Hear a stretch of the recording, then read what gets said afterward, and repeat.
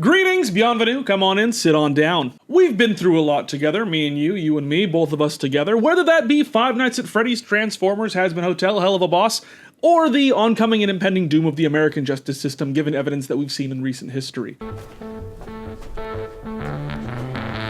Also, the amazing Digital Circus. I mean, when I first started this channel about 2 years ago, I remember kind of seeing this show and thinking, yeah, maybe we could do something with that for the channel. I had no idea that it was gonna blow up as it has. And then would have you guys begging, crying, cringing, screaming in the comments for more, and me kind of at a wall of what else to do with new characters seldom being introduced. So I figured for today's video, rather than invent the wheel again, redesign some of these characters for the third or fourth time, we look back at what we've already done and how these characters as Pokémon have further evolved. So without much further ado, let's go ahead and start this omnibus with me as your bus driver, and I hope you kids like Mexico.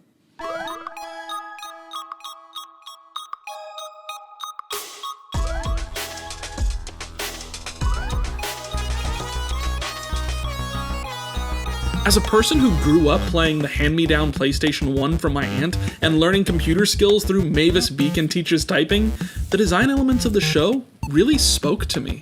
So today, we'll be turning all of the main cast and a few others into Pokemon. I figure what better place to start than with our reluctant protagonist, Pomni. So I went in and I knew there were some shapes and some language that I wanted to get across with this design.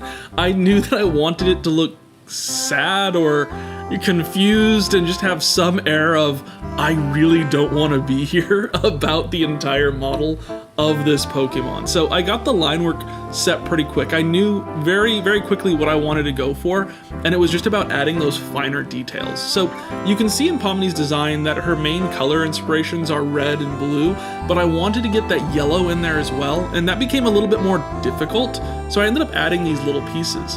I also thought she has this blank stare, which I kind of associate to like squids. I don't know why, I just do. I always see like weird animal motifs and things that aren't there. So I went with that, and I made her this cute little juggling creature, but with no juggling accoutrement.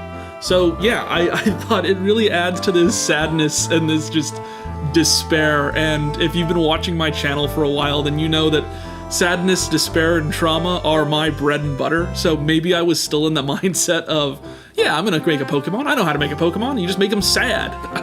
I don't know, I went in and Pomni seemed like the quickest, easiest, and simplest one to go for. Plus, being that she's the main character, I wanted to start on a high note, so here is Sobni. Sobni is the laughter Pokemon. I wanted to do that just to kind of play on the idea that she isn't the personality that she's meant to be based on her design.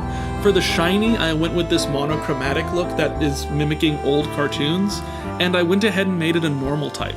The reason that I made it a normal type is because I feel like there's a lot of potential here, and something that I've been doing with our Five Nights at Freddy's series is allowing you as the commenters to go in and make the abilities for me. Yes, because I don't want to, and because I'm terrible at abilities and making new ones or assigning ones that already exist, but also because you guys do a great job. So if this is your first time watching one of my videos, go down into the comments, let me know what abilities that you think Sobni should have. The people who've been watching me for a while, especially with my Five Nights at Freddy's stuff, already get this. So moving on, let's hop into a fan favorite, Jax. With Jax, I very quickly learned a lesson, a problem, a flaw with this whole project, which is that some of these characters are really simple. I always feel like it's really easy to take a complicated character and dwindle them down. I did that a lot with my Elden Ring series, but taking a character that's already so simplified and doing something new with it, making it a Pokemon, becomes very difficult without adding extra things. So I went with kind of the personality of Jax. He is a very snide, very manipulative type of character, and so I went ahead and gave him these like eyebrows that kind of emphasize that, so that he could still have that almost blank expression that some Pokemon have, but also still have that personality that Jax is known for. I haven't seen the latest episode yet. I'm probably going to watch it immediately after recording this, but yeah, I wanted to be able to handle some of that, and I'm hoping that the personality doesn't change too drastically between now and then. But yeah, I wanted to capture that idea. The overalls ended up being one of the more difficult spots to get stuck on, because how do you simplify overalls? They're already overalls. They're pretty simple, pretty, like, you know what they are when you're looking at them already. So I went ahead and gave him this almost jumpsuit-like design. I went ahead and simplified kind of the gloves out to just be his hands, giving it those 2 black spots on the back, just to signify that this is a representation of gloves. I put him in this almost kicking type of pose. I shouldn't say almost. He's very clearly kicking type of pose. He's not the type of person to say, yes, I outright kicked you, but he is. He's hurting you, and he's kind of gaslighting you on the whole thing. So I went with this type of pose, and I think it works well for just his personality type of being like this prankster, this jerk.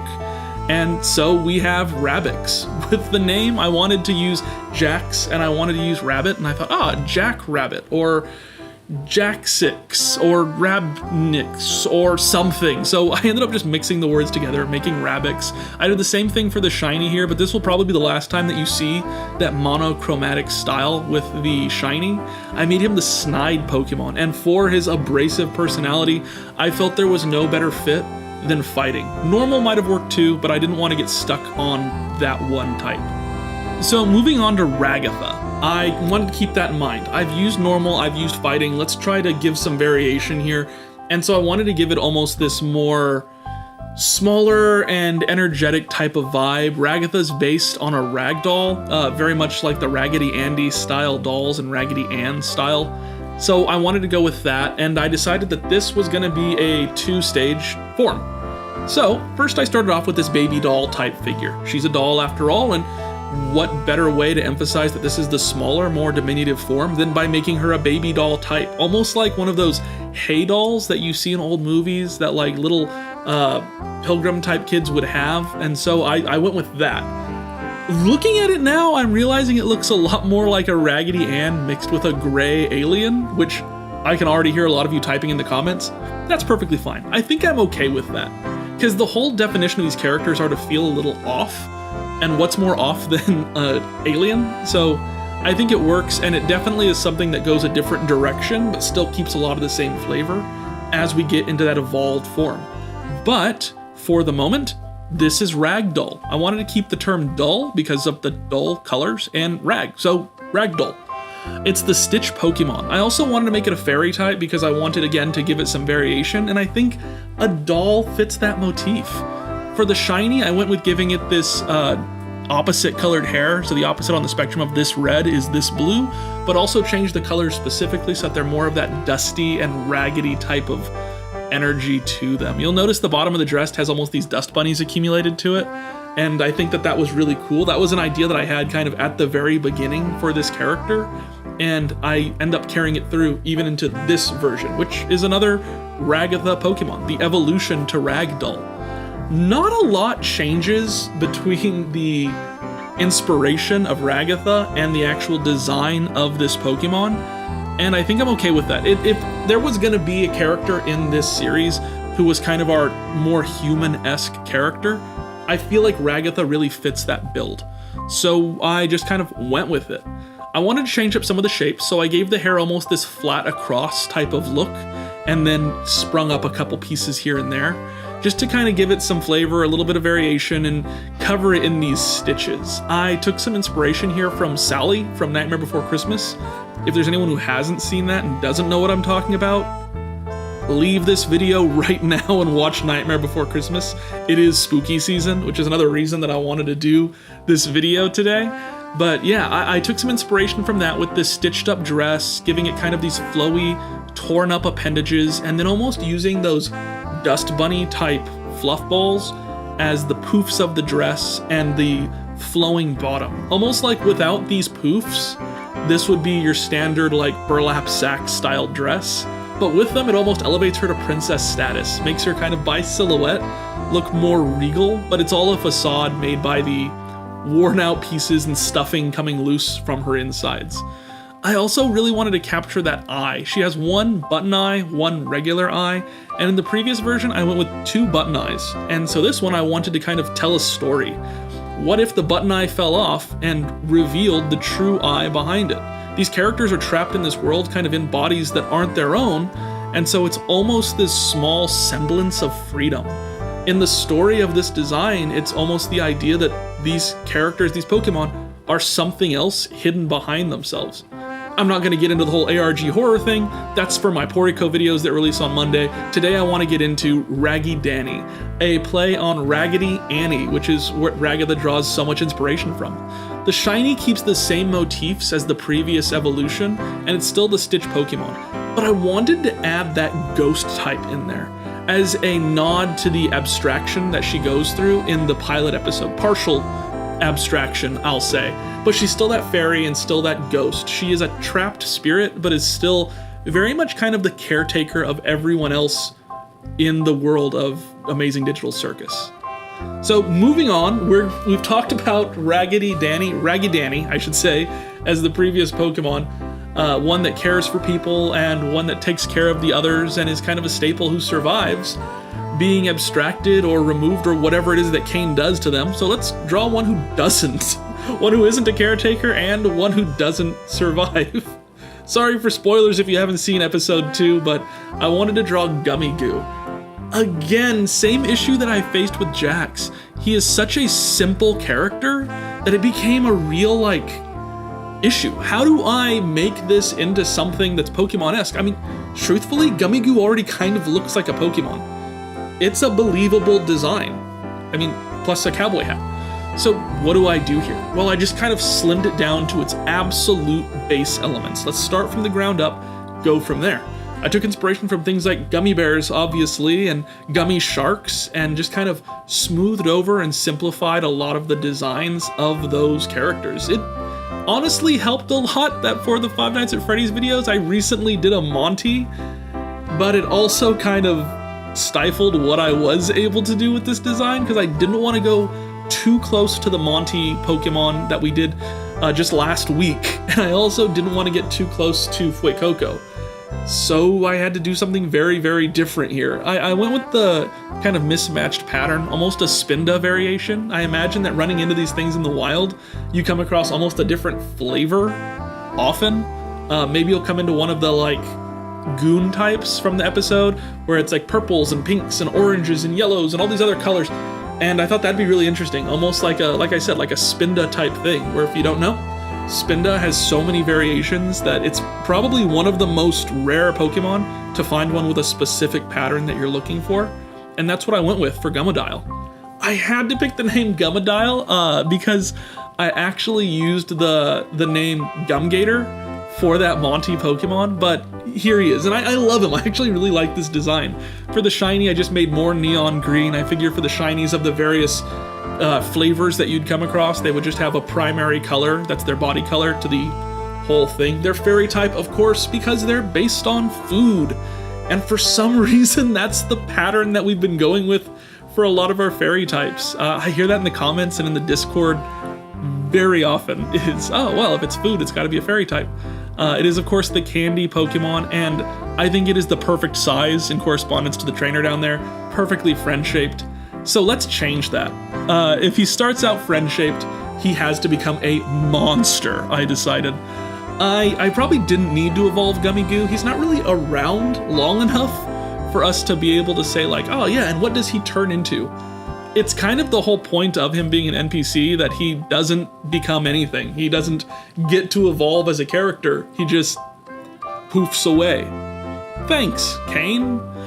But I saw an alligator. I saw a crocodile. I believe he's a crocodile. I saw a crocodile and said, I've got to do something fun with that. Fralligator is one of my favorite Pokemon, not even because it's an alligator or a crocodilian of any type, but just because it's a cool design. And so I felt some love here for my crocodile, alligator, whatever you want to call him, friend. I'm going to get a lot of people in the comments saying, well, there's a big difference between alligators and crocodiles. I am well aware, but he's a gummy candy, so I don't know. It's hard to figure out based on that single point of reference. So I went with just kind of making the colors a little bit more vibrant, almost giving it that toxic type of vibe. Makes me think of those toxic barrel candies that are just painful to eat. So I liked that a lot. So I went with that for the color scheme and just wanted him to feel ferocious. Like I said, I didn't have to make this design. It's not around long enough that warrants it, but if I'm gonna make something for me that I think is cool, then I'm gonna make it for me, and I'm gonna make it in a way that makes it cool. So I went with almost this melting gummy candy type of vibe. I live in the West Coast. Gummy candy does not survive long out in the cars. It does not survive long in your pockets. The heat kills you. I drew this whole thing yesterday during 103 to 107 degree weather, and boy, I think that really informed the direction that I went with this melting gummy monstrosity that I have taken to calling Globber Rock. Play on croc, kind of moving the letters around, and glob. So it is a fairy dark type, which may seem weird, but fairy for food, dark because dark gets a lot of biting moves, and I thought with a crocodile, alligator, monster thing, he should have some biting moves. This is the candy that bites you back. So he's still the candy Pokemon, and for the shiny, you'll notice I actually went with the opposite colors. Went to the other side of the spectrum on this. I thought that'd be fun. Maybe it's going to be difficult to spot the different variations of flavor, but maybe that's part of the game. I don't know. Let me know what you think in the comments down below. Moving right along, you can go ahead and skip this part. It's about Gangle, and who likes Gangle? I joke, I kid. I actually love Gangle. Gangle's a ton of fun. Just often overlooked and bullied by Jax, so I had to play that up just a scooch. So don't come at me. I do love Gangle, and I wanted to capture that here. I wanted to capture some of that energy, and as much as I tried, at least in this form, to capture kind of the twirly swirly body, I'm gonna tell you this. I'm gonna say, there were other designs that I wanted to go with, or maybe I might say, well, it didn't fit the vibe or energy that I was going for, and now I'm gonna tell you the truth. It was a nightmare to draw. I tried, and it was a nightmare to draw. Again, I drew all this in like 107 degree weather, so I said, I've got to get these out, I got to get these done. I'm very excited for the show, and I am really happy with the direction that it ends up going, actually. I think that I kind of started out just being lazy, because who cares about Gangle, but ended up just really liking the direction that it goes. It very much reminds me of one of my favorite Pokemon that we designed for the Five Nights at Freddy's series, which was our Sun and Moon style Pokemon.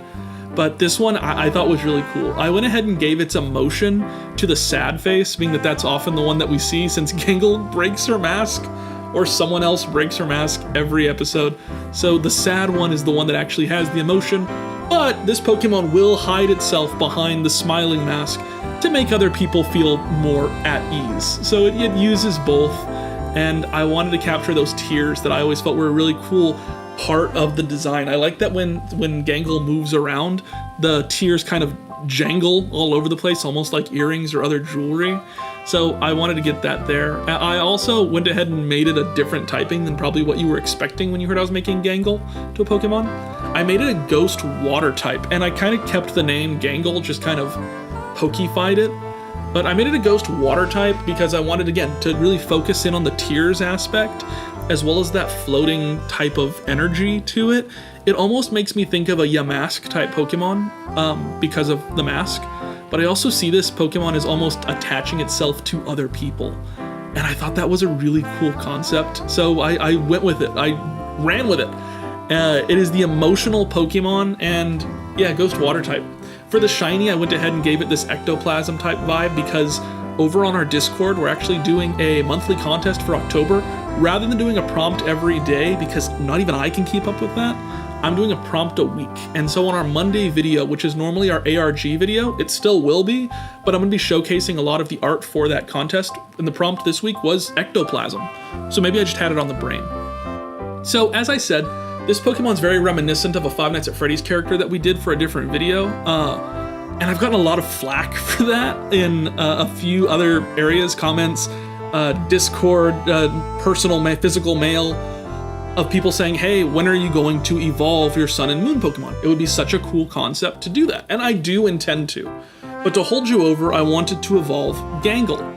So Gangle, for the story, I wanted to give that a big aspect to the evolution. I could just go cool, or I could just go big, or I could just go wild. I could give it a Gigantamax if I wanted to, but I decided instead that I wanted to follow the flow of the story of this Pokemon. Kind of like I said with Yamask and Cofagrigus, there's this background knowledge that you have about the Pokemon that makes sense why and how it evolved. So for Gangle, I wanted to do the same type of thing. I have it here crying because in the show, often its happy mask gets broken. So here it's crying, it's sobbing, it's weeping, and the broken mask is held in its arms.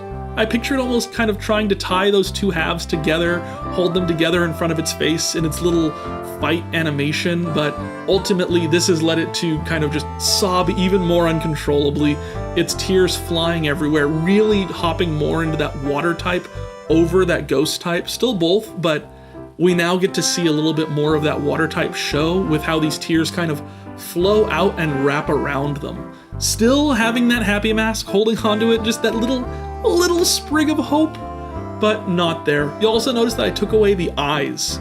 In the previous form, it had actual eyes within the sockets of the sad mask. In this version, those are completely gone. It is devoid of life. It has lost its will.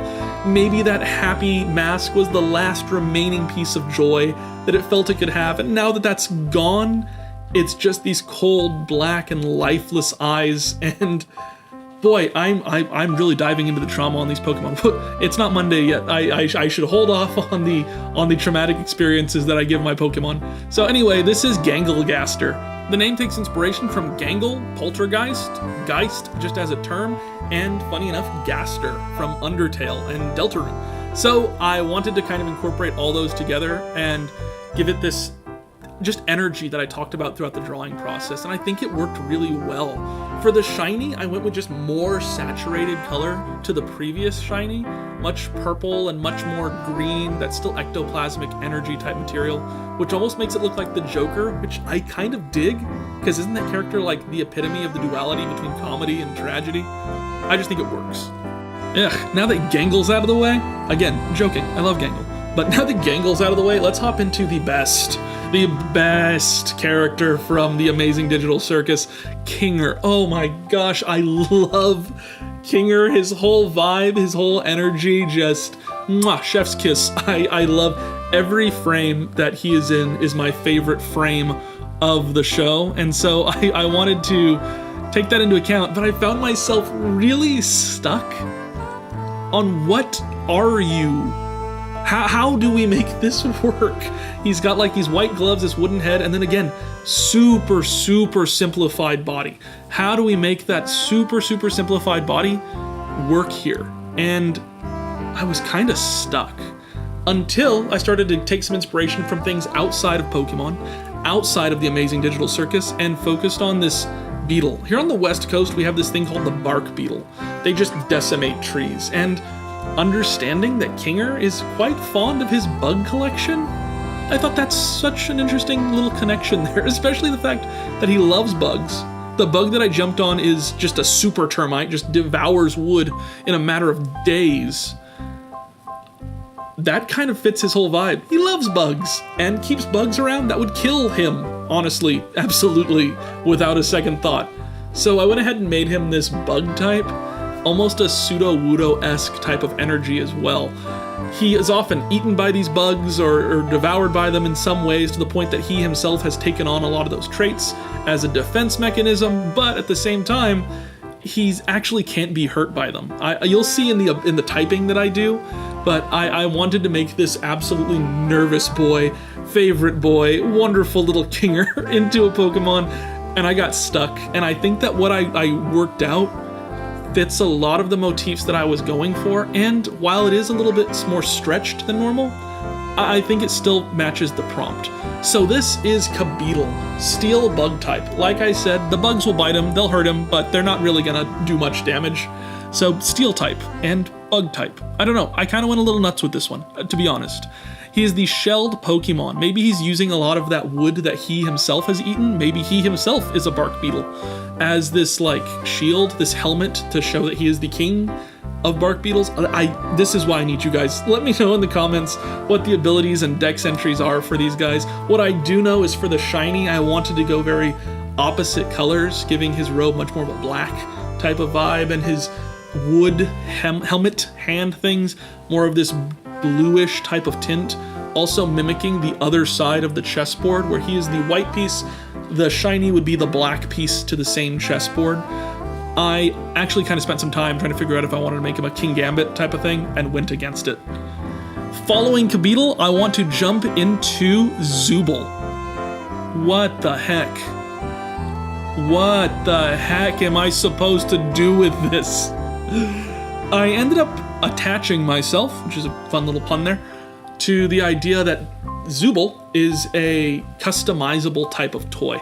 We see her kind of unplug her arms and antenna, coming in with different variations of her own body, and I thought, ooh, I don't have a gimmick Pokemon yet. I don't have an Eevee or a Tetsuguri or anything like that that's like a really interesting gimmick. And so, Zooble. I looked up a ton of different Pokemon just to kind of fit the different types of composition that I wanted for this design. I thought, what if you take parts of Pokemon, different pieces of other Pokemon, and mix them together? So you can see we have the head of Porygon, the antenna of Caterpie, the body of a Sharpedo, an arm of Beedrill, an arm of Greninja, a leg of Mr. Mime, and a leg of Dracovish, all kind of meshed together. Some other little inspirations here and there that aren't too much that I super need to get into. That other eye is absolutely a Pokemon, but I'll leave that up to you in the comments. But yeah, I thought, oh man, this is gonna be kind of weird. This is gonna be kind of goofy. But as I began to kind of color it and put the design together, building my pieces, getting all my blocks and Legos where they should be and where I thought they needed to be, I started to think, oh man, this might be one of my favorite designs. I don't know, maybe it's ridiculous, but I think the gimmick, as well as just the concept of these plug and play pieces, as well as really fitting the prompt of Zooble, I'm pretty proud of this one. I'm gonna be 100% honest with you guys. I'm pretty proud that I was able to pull this off and create Zoo Many, a play on Too Many, as well as Zoo and Zooble. So this is the mismatched Pokemon, much like Pomni. It is a normal type. I'm gonna need you guys to come up with some crazy ability for this type of Pokemon here. You'll notice the stats are all perfectly evened out. I anticipate that would change with whatever is worked out by the audience here. So I wanted to give you guys some room to play. The funnest part of this design, I will say, is the little tiny shiny up in the top right corner. The different pieces, I had to research not only the Pokemon that they came from, but also what their shinies looked like. So each part of that shiny is a reference to the actual shiny of the Pokemon that it came from. They may not be 100% perfect because I wanted some of the colors to match with the others, but that was a fun little experiment to play with. And as I've done in other videos, I have to ask myself, who is a trainer enough to be able to handle all these Pokemon? If you run into these Pokemon and you find someone that you have to battle, who's gonna be in control of them? Well, obviously that's gonna be Kane. So I set myself on the journey, the experiment, the mental anguish and torture of turning Kane not into a Pokemon. I felt like that'd be too easy. Turning him into a trainer, maybe a gym leader, maybe the champion. I don't know what this region would be, but I had to turn him into a human in some aspect, and I actually tossed and turned over this on how I wanted to handle this whole concept, and I came up with this idea of utilizing the top hat and almost like a clown collar as the teeth and eyes of Kane. The eyes end up becoming these earrings, which I think is really cool because in motion, I can see them fully dangling around and kind of moving loosely to kind of stare wherever he happens to be staring, and then matching that up to his circus ringmaster type outfit. Even going as far as kind of expanding that teeth motif onto the arm guards there, and just, I don't know, it felt like it worked. He's the ringmaster. That's why he's designed that way, of the amazing Digital Circus. And so I thought this trainer should not stray too far away from that vibe. But man, is he terrifying. This is definitely one of those trainers that I would beat and then say, wonderful, I don't have to face them ever again. I don't have to look at that monstrosity ever again. And I am perfectly happy with that. So yeah, it's an interesting concept. I don't do a ton of trainers. I've done them before, and you guys seem to really enjoy that. Like I said, with the Five Nights at Freddy's stuff, we did a Vanny, we did a MatPat, we did a Markiplier, all as trainers in that world. So I thought if anyone's gonna be a trainer, if anyone's gonna be the one in control of these Pokemon, why not Cain? So what do you think about Pokemon Trainer Cain? In fact, let me know what you think about all of the creations that we did today. It was a ton of stuff and a ton of fun. So I've had a lot of fun doing this project. I'd actually been looking forward to it for a while and just kind of wanted to wait till episode 3 popped up. So I'm glad it was able to happen. You can also catch more of my stuff. I have a Five Nights at Freddy's series that's been going on, as well as... It is so intriguing to look back at these videos and realize the differences that have come along the way. Not just the background, but the energy and the vibe that's brought throughout the evolution of this channel. I mean, based on what we've just seen, I used to be a normal, regular guy. You are a regular guy. You can enter a space. You are a regular guy. You can enter a room. You are a regular guy. It's just both a wonderful and beautiful thing getting to look back and see where we were, where we came from, and where we're at now. And kind of think about where we're going to be in the future. That's all very scary to do and very much makes my brain go, ah! So instead, what we're going to do is hop into the next section. It's Wednesday, and that means another Five Nights at Freddy's as Pokemon video. Today we're taking a look at the wet floor signs that we see throughout Security Breach, and hello, today we're doing another Five Nights at, hold on, no, we did this already. Then how come, wait, no, hold on, no, that's not what we're doing. The schedule, why won't anyone talk about the schedule? The schedule! You know what? Forget it. You want Amazing Digital Circus? I've been hearing it since I did the last video of all the characters that I forgot. So fine, we'll do that. That's what today's video is gonna be, is more Amazing Digital Circus. My name's the Sterninator, but my friends call me Stern, and welcome to the channel. Yeah, today we're gonna be doing some fixes and some additions that I may have left out, plus some added stuff since the release of episode 3 of the Amazing Digital Circus. So hold on tight, we're gonna hop right on into it. So episode 3 was a roller coaster of emotions, and I don't think anyone's gonna disagree with that fact. We got to learn a lot about Kinger and his backstory, as well as his wife, and just kind of their whole love story of coming together despite the crazy circumstances of the Amazing Digital Circus. I also released a video where a lot of you had some pointers on, hey, Jax should absolutely be Dark type, and I fully agree with you. What do you, the viewers, think it is? And so I want to go in and kind of fix that, as well as introduce some characters that I left out, or ones that were introduced in episode 3. So, to start off, let's begin with the most requested character that wasn't in the last episode, Bubble. So why didn't I include Bubble in the last episode? Well, it could be because it was just too simple and it made it difficult for me to understand what to do. It could be that it was a side character that I just felt wasn't as important as the rest. Or it could be that I did most of these drawings probably at 3 in the morning when I didn't have a ton of time because I was so deprived of sleep and said I'm just gonna get the key characters out of the way and just completely forgot or dismissed Bubble as a key character. But truthfully, I think we are all aware Bubble is a main character. Bubble is the heart and soul and parasite of the group. Why are you like this? Despite the fact that they don't necessarily go on a lot of the adventures, and it's a character that I hope that we get to learn a lot about. I know there are people who say, well, I can't wait to learn about Cain and Gangle. I don't know why anyone wants to learn about Gangle, but people do, and I guess that's kind of what we're going to be potentially getting in the next episode. But I, for some reason or another, just kind of overlooked this character, so for this design, I was just going in, kind of trying to capture what it was about Bubble that makes them Bubble, without just recreating them in a different style.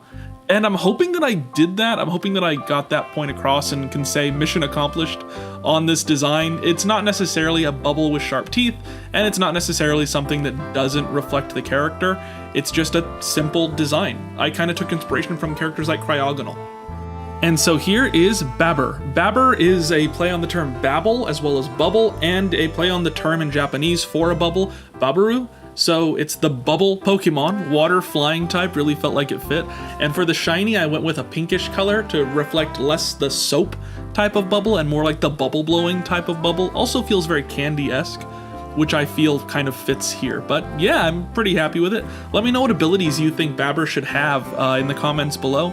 As I always say with these videos, I'm terrible at abilities. Maybe make up one, or just tell me what abilities that already exist that you think could go with not only this Pokemon, but the other Pokemon in this video as well. And given how much people seem to love this character, I felt I kind of owed it to Bubble to give it a little something extra. So we're gonna go ahead and evolve this Pokemon into something else. What does a Bubble evolve into other than just popping? So I thought, what if we make it this almost sudsy type of design? I heard a lot of people in the comments saying things like you could make it a big bubble dragon for Kane, who we kind of made the trainer or gym leader to this whole ragtag group, or I could make it just this snake made of bubbles, almost an Onyx-esque type of design, but with bubbles instead of rocks. And I kind of just went with almost making it this Jin type of character, almost like it's floating on a cloud made of these suds. And that felt kind of fun. I even got to incorporate some of those sharper angles that we see in Bubble's actual design. And I feel like I'm saying Bubble a lot because I'm referring to a character as well as a concept, as well as the physical type of thing, Bubble.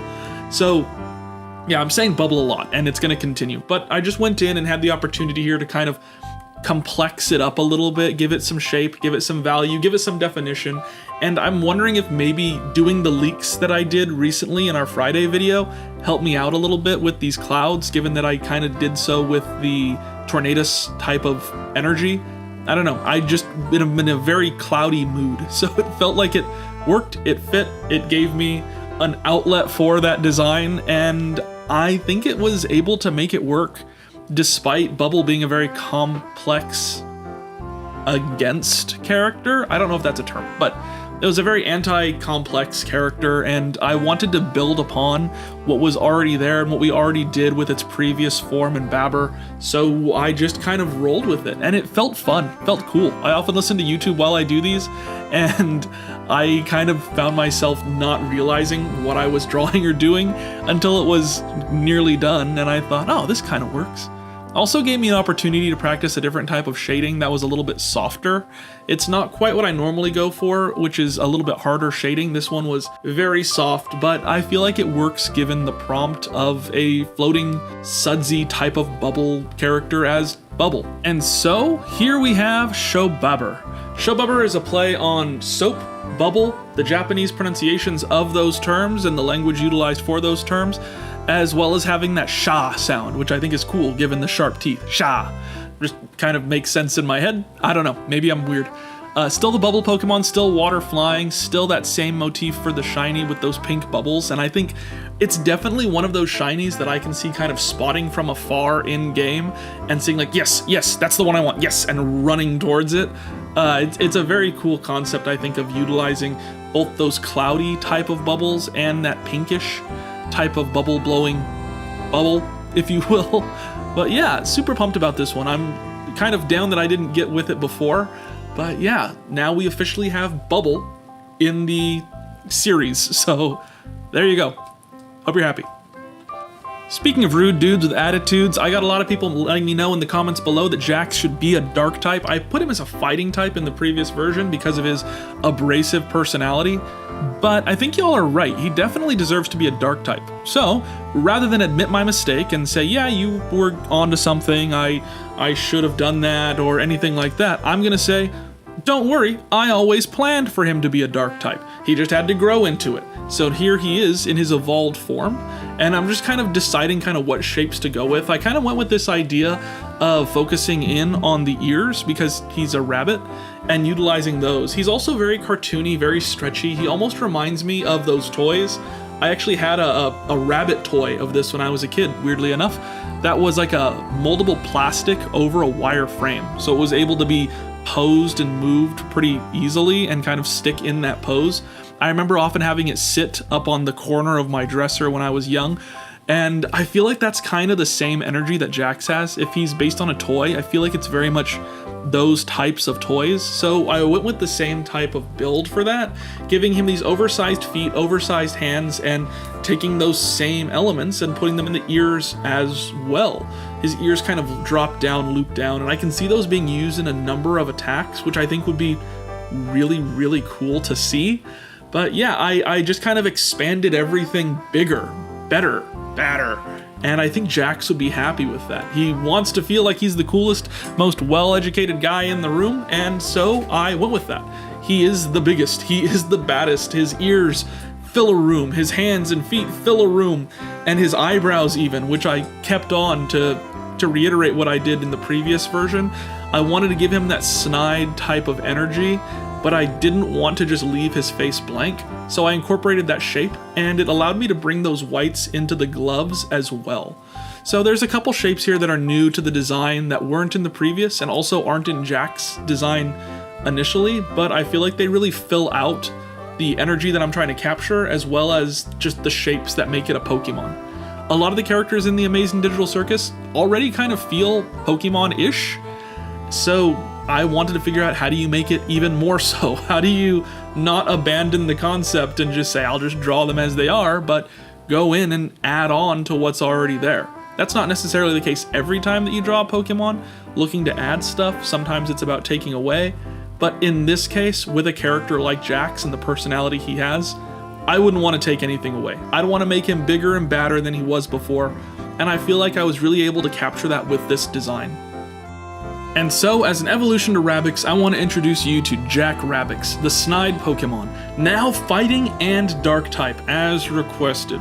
The shiny is still that black and white type of trope, and I had a lot of people saying, you should make the shiny reference to Bugs Bunny. I think we're pretty close. I even tried to put him in a Bugs Bunny-esque stance, everything short of a carrot between his fingers, but yeah, I'm pretty happy with it, and I think you guys were spot on with saying he deserved a dark type, and if it's an excuse for me to make an evolution to the character, I am all for it. The latest episode really dives into that horror aspect, and I wanted to capture that while still letting this feel like a Pokemon, and it's definitely a challenge that took a couple of turns for me, trying to figure out kind of what to do with the angel. Do I make it a floating head? Do I make it a body on its own? Do I make it a combination of both? I played around with this idea of it feeling almost like a headless horseman throwing its own head around, but the more that I played with it, the more that I felt like the parameters of the two sizes and the shapes just didn't work for me. I'm sure that there are other artists who are able to make this work out fantastically, but I was struggling. I eventually settled on this idea of what if the head and the body were the same shape, the same focus, the same build, and kind of went with that. I know that it may not be exactly what we were anticipating with this design, but I feel like it works, and I feel like it really captures some of the vibe of the character. Again, it's very horror aesthetic, and I didn't want to go super horror with Pokemon. So I kind of met in the middle, thought to myself, what is a way that I can mesh these two things together without just making it an altogether terribly spooky individual? So I ended up deciding, what if it was a UB? What if it was an Ultra Beast? So I went with that idea, and it really kind of freed up what I was able to do with the design. It got me in a whole different headspace of thinking about this concept. I knew that I wanted to attach kind of those eyes. I wanted the body to emulate kind of the screaming head, while also giving it that corpsey type of look that we get in the final design. So I am pretty happy with it. It turns out to be something that I played with kind of the entire way through. I never kind of stuck to one specific idea and just kind of let it flow. And I don't know, I'm hoping that it turned out in a positive way. I know there are a lot of characters who are missed in this video, and who knows, maybe I'll get to them. It kind of just depends on what you guys want to see. I would love to do more stuff like the ghosts that we see in the actual episode itself. Maybe something like the Candy Princess, whose name is escaping me. I don't know, maybe even that muck monster that we see in episode 2. Who knows? I'd love to do more of these. I just want to know what you guys think. Let me know in the comments. Would you love to see more stuff from this series, or is it run its course? Are we pretty much done until episode 4 drops, which I am super pumped for, except for that I hear it's going to focus on Gengar, and I'm not a huge Gengar fan. I know nobody likes Gengar. I'm not alone in saying that, and that's fine. But yeah, here I was just having a ton of fun with the design, the concept, and again, getting into that Ultra Beast state of mind really allowed a lot of options and opportunities to exist in this concept that I think kind of work. It even was still able to have some of those horror aspects, which we're lucky enough with Ultra Beasts to be able to capture pretty well. I feel like it was kind of a shortcut to say that it was an Ultra Beast rather than a traditional Pokemon so that I could get some of those aspects across. But at the same time, you know, you play around. It's a fun little exercise to be able to do these drawings, and I don't know, I had a lot of fun with it, so I'm hoping you do too. And so I am happy?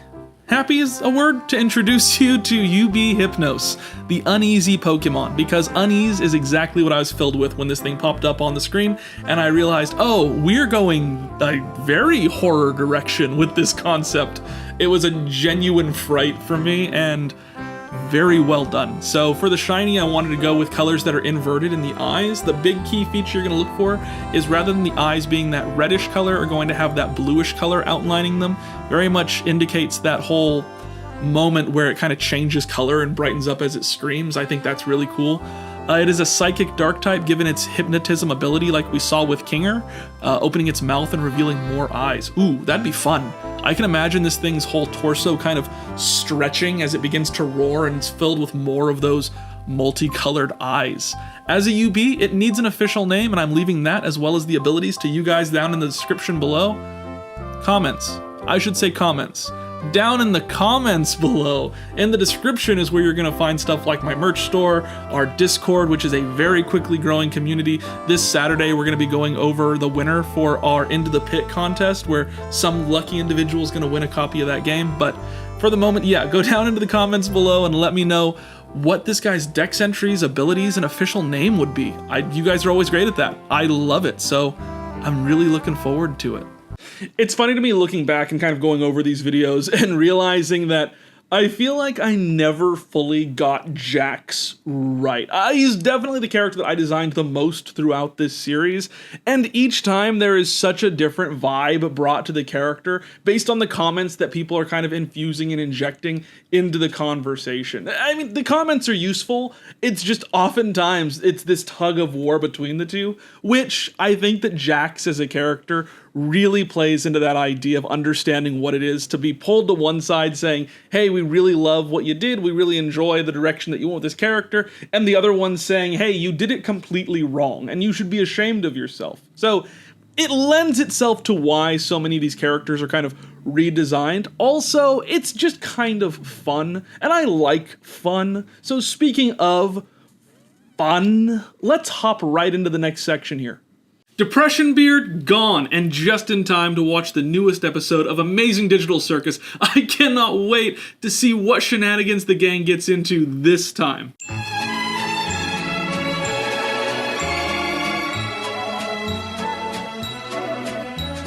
What the f? So yeah, that episode played with my emotions like they were some sort of NPC in a false reality. Wait, what? And while I admit I've been really harsh to Gangle in past videos, moving right along, you can go ahead and skip this part. It's about Gangle. I feel like I got some more understanding, not just of the character, but my emotions attached to that character. And it ended up making me look at Gangle in a whole different light. Let's hop into today's video. Hi, I'm the Sterninator, but my friends call me Stern, and I felt personally victimized by episode 4 of the Amazing Digital Circus. Welcome to the channel. Don't forget to like, comment, subscribe, do all that stuff that makes YouTube happy, and let's hop right into today's video. Now, before we board that emotional roller coaster that was episode 4, I want to take a chance to look at some of the designs that people had been mentioning and bringing up in the comments that they wanted to see in the previous Amazing Digital Circus videos, one of which being Possessed Pomni. I thought that it'd be a ton of fun, and I can't believe that I didn't think of it sooner. So I hopped in. I thought, we have our Pokemon Sobni, one that we came up with in our very first Amazing Digital Circus video. But how does it evolve? Well, I pictured evolving in a number of different ways, one of which being this possessed form. I think that we're going to see Pomni go through a lot of different changes and transformations throughout the series as it continues on. But for the current moment, I wanted to take on this one. I thought about how spooky and dark it is, and decided to really play that up. Duh. I mean, she's possessed by an evil spirit. And so I went with that orangish color, that yellowish hue that's in the eyes, and used that to kind of transform the colors all throughout the design. And I ended up being pretty happy with it. The problem is, Sobni is such a very simple character that I thought, how do we expand on that even further? She started out as this weird little squid type thing, and while I don't think I ever intended for her to look like a squid, it kind of felt like it fit the whole vibe that we were going for with the character. So I decided to play off of a couple different aspects here. Rather than going full squid, full ink, full cephalopod, if you will, I decided to go full possession, full clown. Going full clown is usually not a good sign or a good phrasing for what may befall somebody, but what befalls her in the story isn't that great either. So I went with that. I thought of this big orangish, purplish juggling ball and the one that she's balancing on, and played up with those. Able to bring in a little bit of purple to give just a little bit of variation to the color. Moving those reds to oranges and those blues to that purple really made this feel like its own Pokemon while still feeling attached design-wise to the Sobney design that we did all those months back. I wanted to expand on what we already had in a couple different ways, and I feel like we were able to do that here. I feel like it became very playful, very fun, but also has that sense of mania to it. This just stark, manic episode type of feel that goes across the entirety of the design. And I really, really dig that. I like doing these much darker style Pokemon designs, and I also like doing the small and cutesy ones. There really is no in between. I just like doing both of those. So having Sobney evolve into this thing was a ton of fun. Subsess. Its name comes from obsess, possess, and sob.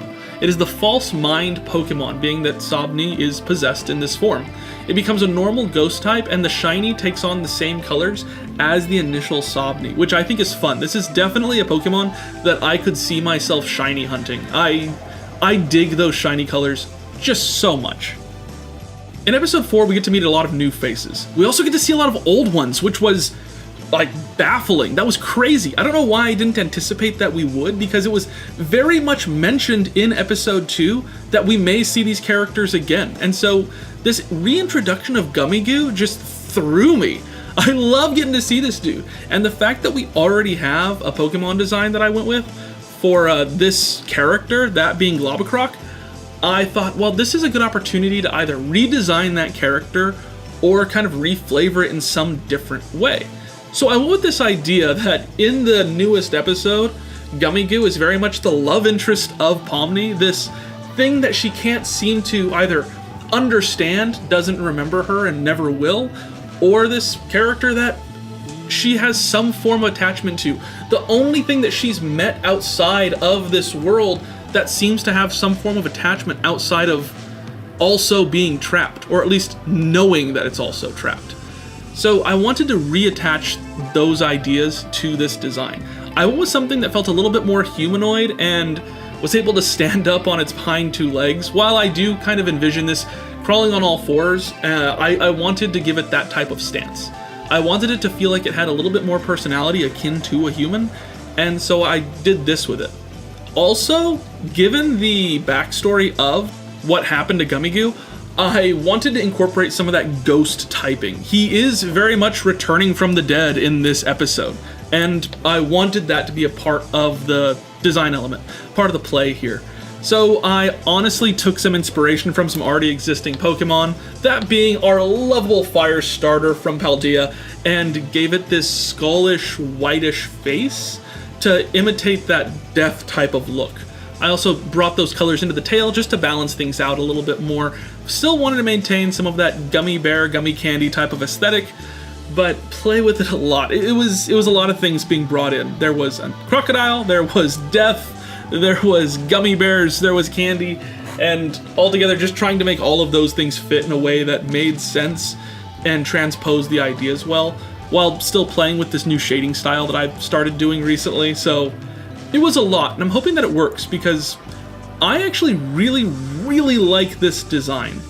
This is Radile. Radile is a play on Wrath, Revenant, and Crocodile.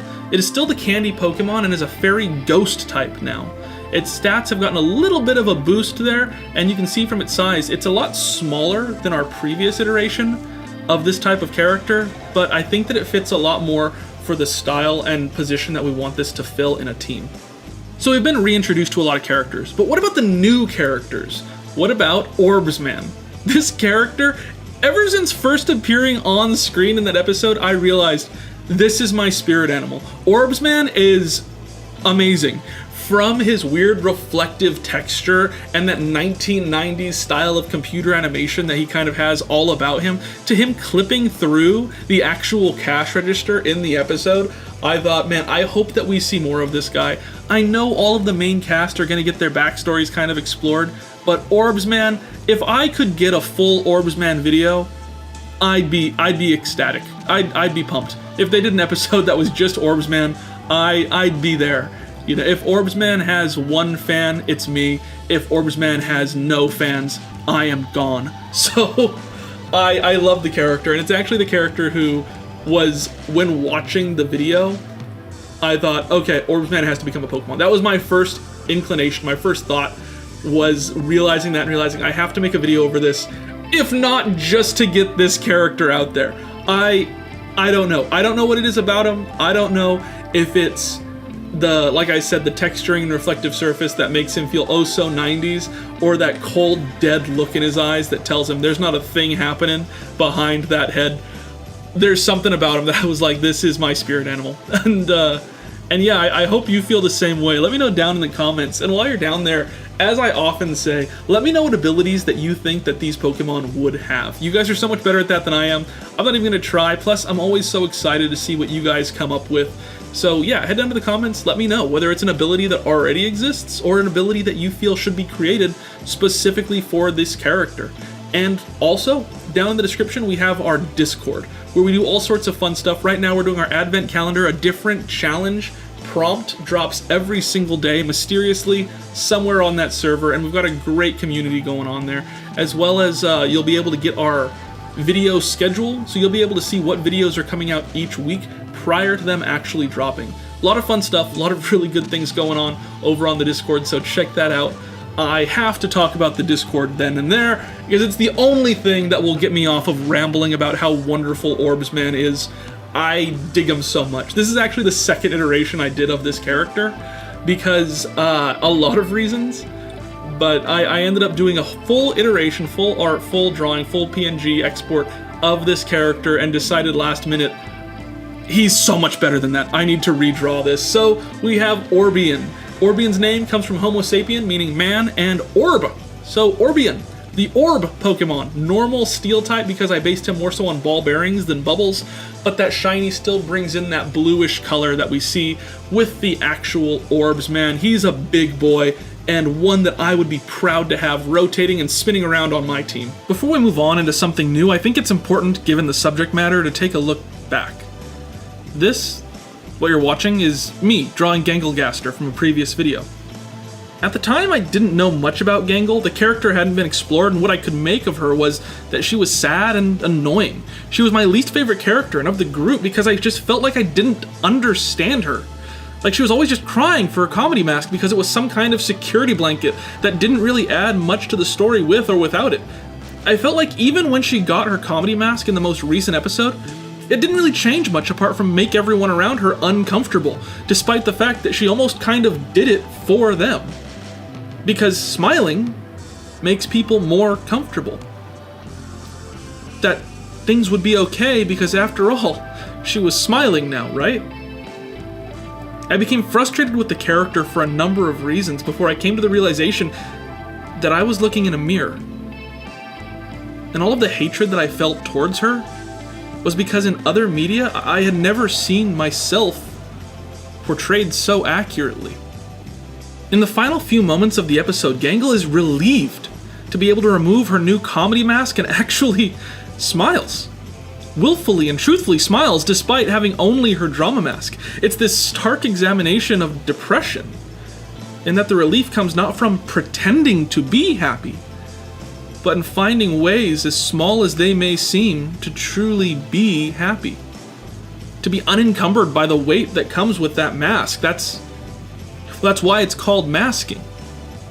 I'll pretend to be happy for everyone else around me, but truthfully, that doesn't fix the problem. I wanted to create something for Gangle here. Something that kind of not undoes what I did with this design prior, but gives it a grander power. Not taking into account saying, oh, this is Gangle if she were happy, I had a lot of comments before episode 4 came out of people saying that, well, you should make an evolution where she's happy. That's kind of the same as just putting on the mask, isn't it? So instead, I wanted to create this G-Max form. This one that's bigger, grander, is in itself the entirety of the circus. Control over one's own world, one's own emotions. And as you look, you can tell that both comedy and drama masks are still there. They still are there, rotating around her, but in this form, in this way, able to be truly happy despite knowing that there is this duality between the two. I don't know if it makes sense, but I feel like it works. At least for me it does. So I played with this idea a lot, and upon watching episode 4, I knew that I had to do this design. I knew that I had to do something for Gangle. I knew that I had to undo the harsh words that I had about the character in recent videos and in past videos of the Amazing Digital Circus. Because truthfully and honestly, if I can talk about Gangle that way, then maybe I can talk about myself that way too. And I have this strange feeling that I'm not the only person who feels that way. Who has a hard time with these masks. Who has a hard time with pretending to be happy. I feel like I'm not alone. And that makes me happy. Maybe if you can feel like you're not alone either, it can help. And those final couple moments of the video, it's not getting rid of the comedy mask or even just having the drama mask that really allows Gangle to feel so aware of herself. It's the acceptance of Ragatha and saying, I love watching you draw. And that hits home. So I made G-Max Ganglegaster, the emotional Pokemon, still Ghost Water, but with that bump in stats, and overall just focusing on the design elements that allow this Pokemon to feel so much bigger. So what do you think of these designs? What do you think of episode 4? Am I way overshooting what was potentially meant to be seen in this episode? I'd love to hear about it in the comments below, and I'd love for you to join our Discord. It's funny to think that we have so many videos that have been done so far, and we hadn't covered like the most recent 3 or 4 videos. And the reason again for that is because a lot of characters aren't introduced. It's kind of the beauty of the Amazing Digital Circus, is that it holds tight to its core cast, and when characters are introduced, they feel like they're intended to be bland. They're intended to be nobody. I mean, how exciting would it be to make Abel as a Pokemon, as well as Ming as a Pokemon, and Disappearing Guy as a Pokemon? I'm sure that there's some of you who have a complete and totally wild way of making that happen, and it may be super successful. I'm not that guy. My brain don't work that way. It broken. At least that's what the doctors say. So I don't know. It's exciting. It's fun. It's different going in each time to try and do this and challenge myself with how we're going to accomplish it. But yeah, we still have one section to go. Oh, forget it. Let's go to an intermission. Greetings and beyond the new. Come on in, sit on down. It's been a minute since we last talked about Gooseworks' Amazing Digital Circus. Actually, it's been 377,000 minutes, but who's counting?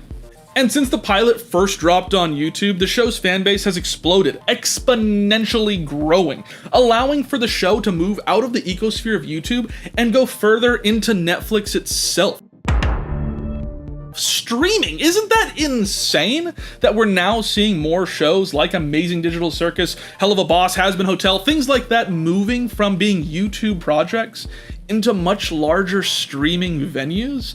This show, Amazing Digital Circus, has become a comfort show for many, whether that be because of the bright and colorful characters, the wacky adventures, or the deep and connected emotional relevance that we're able to see within each character. That's why I want to revisit today, because while we have looked at turning these characters into Pokemon before, now that we're up to episode 6, we've learned so much more about what makes these characters tick, what makes them work, and where we can see aspects of ourselves within these inhuman human characters. So without much further ado, let's settle into my current favorite comfort show, and let's get started. Speaking of comfort, let's hear a quick word from today's sponsor. If you're anything like me, first off, sorry to hear about that, but more importantly, you probably really value your relaxation time. I'm working on videos, commissions, and promotional stuff constantly, and so I really appreciate what the Lotus recliner from FlexiSpot can do for me.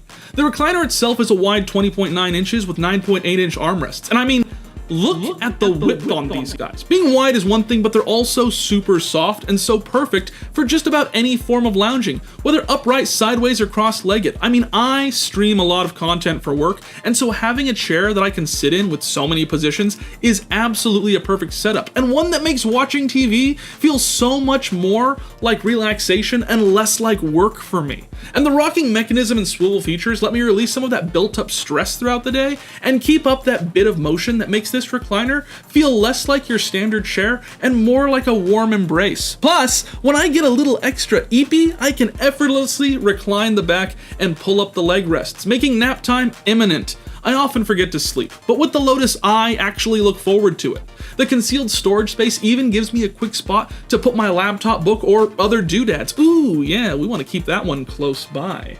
So this chair comes with a variety of additional features as well, ones that I think you would absolutely love to check out on their site.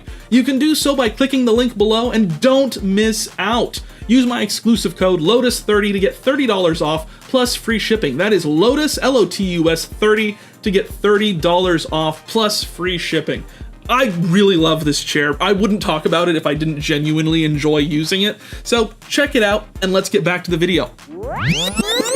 Hello, I am the Sterninator, but my friends call me Stern. Welcome to the channel. While you're here, don't forget to drop down below, like, comment, subscribe, do all that fun stuff that makes me and YouTube happy, and let's hop right into the video. Hey, remember when I used to do these videos completely unscripted? Those were the days! The nausea-induced, chaos-filled days. We'll do it live. Okay. We'll do it live! I figure, if we're gonna be looking back at some of my original videos like the Amazing Digital Circus today, why not go back to that same structure, doing this entire video unscripted? I'm a little scared. I'm a little terrified, if I have to say anything about that there. But why not hop in with a design that I actually really enjoy? When I first hopped on to doing the Amazing Digital Circus as Pokemon, I started out with Pomni, which I then went on to name Sobni in its Pokemon form. And I really love this design. I think it's one of the strongest that I have across the channel, to the point that for Christmas a couple years ago, Mrs. Stern actually gifted me a framed picture of Sobni, and I love it. It hangs over my desk. It's there right now, watching over me like a guardian angel, or whatever they say at the end of The Dark Knight. I dig the character, and maybe it's not the best one to start the video off with, being that I don't change a ton, but what I do change, I do so with looking at different Pokemon, specifically in the Paldea region. I feel like with the initial 151, there was a style, and as we moved throughout the generations, that style evolved and changed to the point that we have now.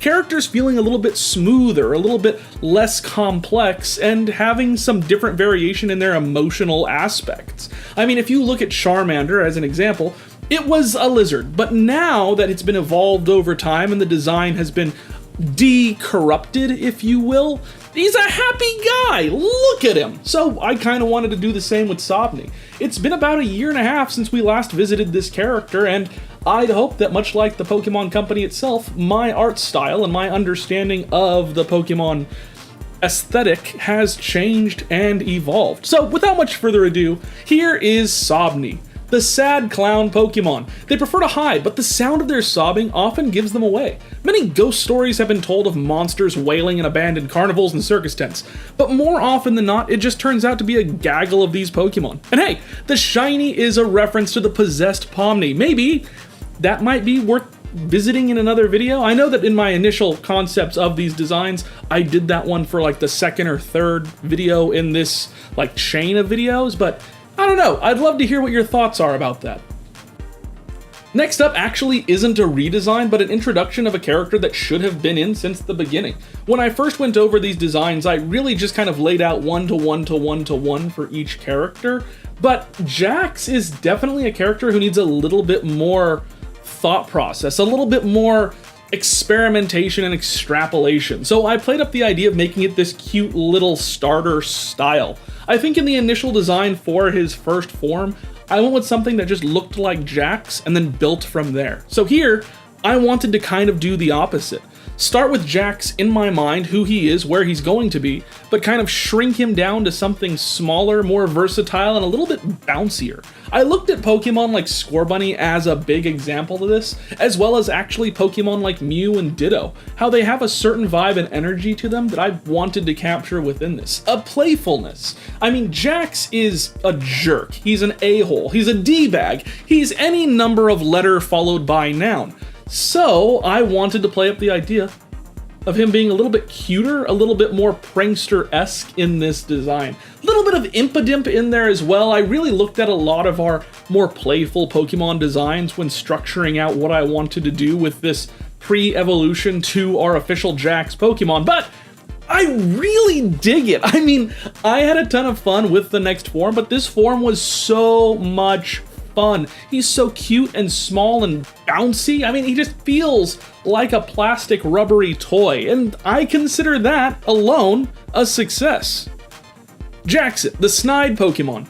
They love to play pranks, and while they do carry a smiley and fun-loving demeanor, most trainers actually choose to keep them in the PC, especially for their knack at not listening and focusing more on having fun over actually battling. I mean, think about that. Think about a Pokemon that focuses more on them having a good time over the teamwork that you and they share. I feel like we haven't seen that a ton in the Pokemon anime. I mean, Charizard's kind of like that. We saw him kind of just not listening, but that was more out of a grudge. This one is more out of this Pokemon just thinks that it knows better about having fun, and I dig that for him.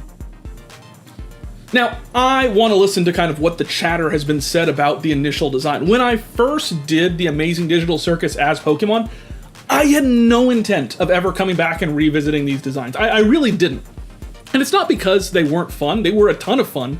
It's just there's so much stuff to do all the time. So when I saw all the comments saying, hey, Jax should be this, or he should be that, he should really be dark type because he is a jerk, or he should be, you know, psychic type because of the psychic damage that he deals all of his so-called friends, I thought back about those comments a lot when designing this, and thought, yeah, I mean, if we're gonna design these again, why not look at kind of what you guys have been saying about the designs and use that? You guys are a fantastic use and utility for these videos, allowing me to look back and say, okay, this is what people want, then this is kind of what I'll give them.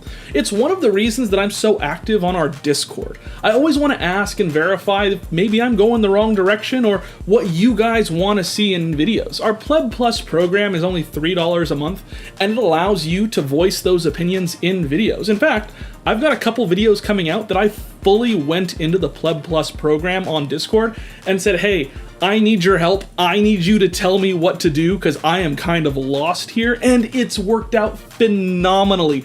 It's been a ton of fun, and I probably have to say this, I think I'm the only YouTuber who is pumped to read the comment section and hear people say, hey, you got this wrong, because it tells me that I can do better next time.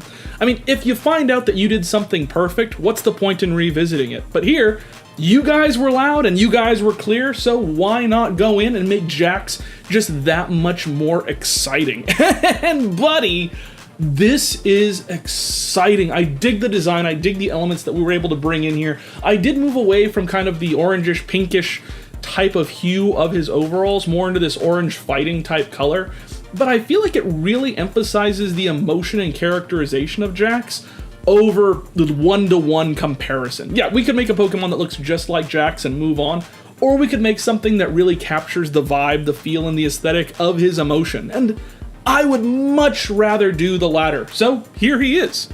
The biggest glow-up of these designs, I'd have to say, is this Pokemon, which I'm calling Crackajax, the low-blow Pokemon. Their fists are powerful, but not as powerful as their cutting words. While humans can't understand their Pokemon language, it somehow doesn't soften the hit that the mere tone of their remarks can make. I know this isn't a D&D video, but I picture Jackson evolving upon learning the move Vicious Mockery.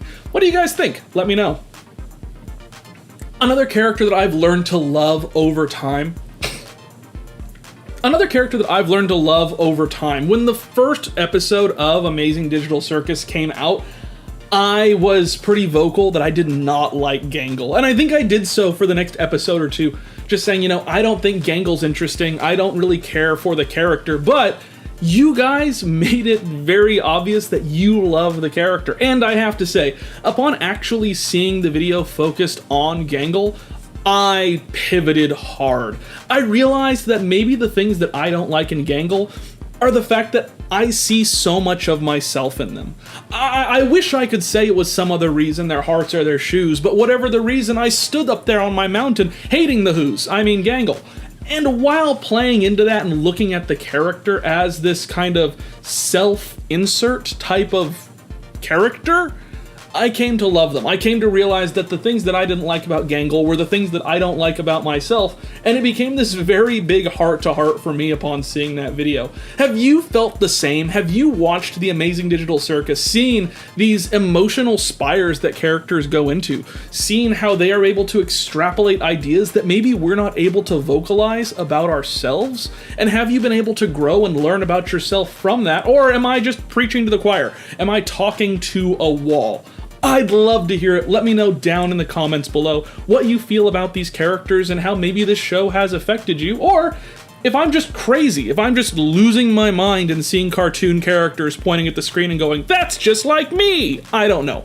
But either way, I really love this turnout. I feel like I didn't really understand the character in the initial design, so getting to know Gangle a little bit better, I feel like there's something here that I can really attach to, and I have to say, went from being one of my least favorite designs that was kind of a chore to do in the beginning, to something that I really enjoy and probably my favorite of the video. Gangle, the dual face Pokemon. This Pokemon swaps between faces, depending on its emotion. One deals powerful attacks while the other is used more as a defensive shield, blocking the happier face. Brings a whole new meaning to the term masking, doesn't it? That makes me a little sad, but we're here. Now, there are a couple characters that I chose not to include in this video just because I really dig the initial designs that I had for them, to points that I didn't want to expand or change them any further. I want to stick with what we have. Kind of like the idea of not wanting to see a loved one in a bad situation because you want to remember them the way that they were. My Zooble design and my Ragatha design, all three forms in that line, were fun and joyous, and I feel like there's not a ton that I personally could do to expand on those looks. But if you have ideas about that, join our Discord and post some fan art. I'd love to see you guys' takes on some of these designs that I chose not to tackle. One that I did, however, choose to tackle was my boy, my absolute adored boy. I love him, Kinger. When I first did the Kinger episode, all I knew was he was crazy, he was weird, and he was a chess piece. And I still loved him for it. Now that we understand a little bit more about who he is and his connection to abstraction with his wife, I feel like we can expand so much further, and that's really what I wanted to do here. I started out with the idea of a stick bug. A bug that looks like it's made of wood, he's a chess piece, those bugs are kind of weirdly proportioned, so is he, and went from there, focusing on making it look a lot like Kinger, and then expanding on that even further, giving him these ruffles across the neck that look like the kinds that you'd see on some beetles or insects, and these like leaf-made type of cape structures to his body, or a robe type structure to his body. But upon finishing what his design was, I realized I couldn't be done. We've learned too much about the character. We've explored his personal trauma enough that I felt I have to go even further.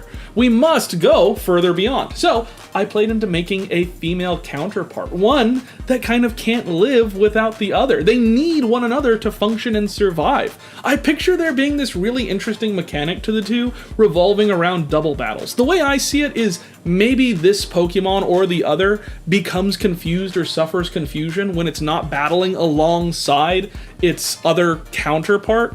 But when they are, they're insanely powerful. It makes it so that it's a Pokemon that you were excited to double battle with now that you have two, but when you have one, it's confused, it's scared, and it's nervous.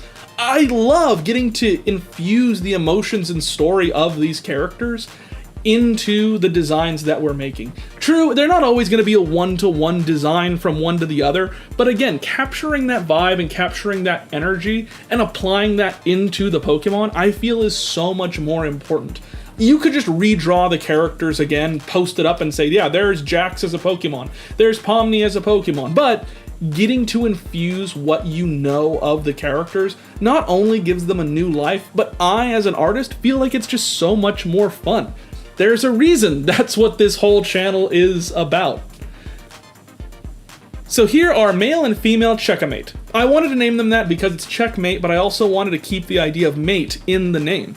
This is the double stack Pokemon. When used in double battles, these Pokemon are a force to get behind, but when separated they tend to lose focus, often becoming confused. Their tails glow a bright light in the darkness as a means to lure in a mate. In these instances, they seem to unlock a supreme focus and are capable of unknown ability. Let me know the best way to word out this ability, not just for this Pokemon, but the rest in today's video down in the comments. I love hearing what you guys come up with for abilities, because it's something I'm not very good at, just gonna go ahead and confess that here. But you guys seem to really nail it time after time. So let me know down in the comments what abilities this Pokemon and the rest from today's video should have. There are a couple characters who I have been blasted for completely forgetting or just not including in previous videos, and I do have to say, for a very, very enclosed story, one that has its characters and utilizes them to the fullest, there are a lot of characters within the amazing Digital Circus lore and story, including Kaufmo, one that I have actually never done for any of these videos before, and I'm kind of bummed about it. I love clowns, to the point that I actually researched in high school clown college. It was a dream of mine to become a clown. And look at me now. I draw Pokemon on the internet for the amusement of you guys. So, dreams do come true? I wish I could say that with not quite as sad a tone in my voice, but I do love it. I love getting to perform, getting to be here with you guys drawing this stuff, and so getting to finally expand on Kaufmo into a Pokemon line is a dream. It's fun. It's something that I have looked forward to since going and deciding that I wanted to do this video where we refocus on these characters. Again, I haven't drawn this Pokemon before, but I am able to draw some inspiration from a couple other designs that I've done. I worked for a group called The Gang with Roblox, and I had a design for a clown type character for one of their games, Bloxymon, that bounced on a little ball. And I always like that idea with characters. I like when they can bounce or they have a movement to them inherently.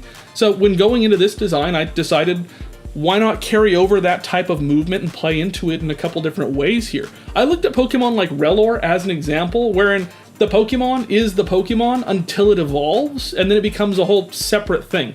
I thought about that here with Kaufmo and the idea of abstraction, where this ball that it bounces on, this piece of performative equipment, is the true Pokemon. And the thing on top, that little clown type character on top, is kind of just this added bonus type of design element. The true Pokemon is a sphere with an eye on it, but it has this other part that, I don't know, maybe that was at one point the true Pokemon, maybe it wasn't. I'd love to hear you guys' thoughts and theories, because God knows I have no idea what I'm doing here. Kaufmini, the orb Pokemon. While the cute figure atop the ball is sure to draw a crowd, the true Pokemon is hidden within the orb, upon which it balances. It has been said that at one point the top figure had a mind of its own, but over time this consciousness was lost and cast upon the lower form, granting it its own life essence.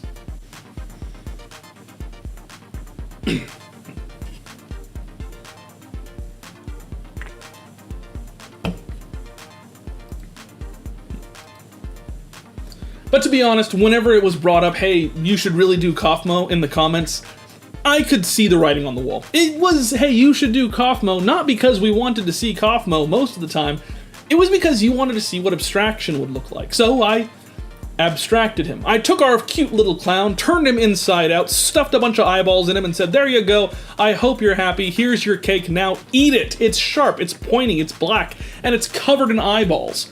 I hope you enjoy, happy birthday. But realistically, when designing this, I had so much fun. So much fun. And I know that I've said that a dozen times, but this one was really fun. You know, getting to go in knowing that there's no real rules, that abstraction is get this, abstract concept, really allowed for me to go in and play with whatever I wanted to. So here I thought up this dragon type of character, because what is a greater big bad enemy, final boss, terrifying thing hidden within the closet type of monster than a dragon? So I went in with this dragon-esque head made of these bulbous and sharp and elongated mismatching type of shapes, all covered with eyes. If you're watching this, you know what abstraction is. I don't know why I feel like I have to explain it. You've been there, you've seen, we've experienced it, mesothelioma. So I played into the idea there of creating this weird and bizarre shaped creature, kind of looking at what rules that I know of that we play by with designing Pokemon or designing characters like this, and kind of throwing those out the window, saying this is a character who's designed to cheat the system and not be designed appropriately. So I did that. I looked at Pokemon like Necrozma as big examples here, as well as a couple other kind of man-made type structures, Porygon, Z2, Standard, all as references for where I wanted to go with this type of look, and I dig it. Going in with those textures was definitely one of the funnest parts. Going in and creating these like light rays that shine through, make it feel almost clear, but there's this weird hard casing around it, almost like a black glass with something else inside. And then covering all that with eyes. I picture these eyes kind of changing color and moving. This Pokemon, as it wanders, you try to sneak up on it or something, and the eyes just kind of up here. While the design that I did has them in pretty uniform spots, I picture this Pokemon being able to move these eyes across its body, grow some, remove some, and just overall be terrifying. But let me know down in the comments what you think. Do you want to see more characters that I've missed in the Amazing Digital Circus? I mean, we have Orbs Man, we have Gummy Goo, we have the Candy Princess whose name escapes me, all sorts of characters, Kane, Bubble, and I'd really love to dig back into those and see what we can do, have some fun, but I'm interested if there's even an audience for it. So let me know down in the comments, like the video if you like the video, and subscribe so that you can be notified if again, I end up doing another one of these videos. It's a ton of fun, and going into this fully unscripted as I used to do in previous videos back in the day, it really is invigorating and really fills me with a certain sense of determination towards getting these done. It also makes me ramble just a little bit more, as you can see here, so you've gotten the note, you've gotten the point. Atrocity, the abstract Pokemon. When a Cough Mini suffers confusion 20 times, it can evolve into this abstracted abomination. This Pokemon cannot be snuck up on, as it forms eyes out of every part of its body. Its constant gyration and rotation of segments make it difficult to look at, let alone capture. I don't picture this as anything like a legendary or mythical, but definitely something powerful. Maybe something like a pseudo, although I guess would have to have a third stage or at least a middle stage between the two. Again, maybe something to dig back into on other videos. So who is your favorite? Who are you adding onto the team? Let me know down in the comments below. And if you've made it all the way through the video and you're not subscribed yet, I have terrible news. You're a fan of the channel at this point, and you should probably like, comment, subscribe, do all that fun stuff that makes me and YouTube happy. And if you want to support the channel in other ways, head on down to the description where you can find our Patreon info, and over on our channel we have YouTube membership stuff. Those people are right here, and I love them so dearly. In fact, whenever we do new designs like these, I make sure to drop them onto the Ko-fi so that you guys can purchase them.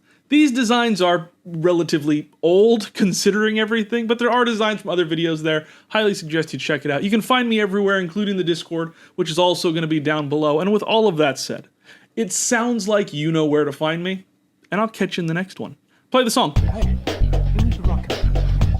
Yo, he's the Sterninator, commission terminator, it's beautiful work. I'm choked up like Darth Vader. If you hating on my man, you not a smart hater. He'll draw anything from Digital Circus to Arc Raiders. Hobbies played time, Bendy and the Ink Machine, Five Nights at Freddy's Shoot. He drew the whole team. His blends of Pokemon with loads of franchises. If you listening to this, guess you know where to find him.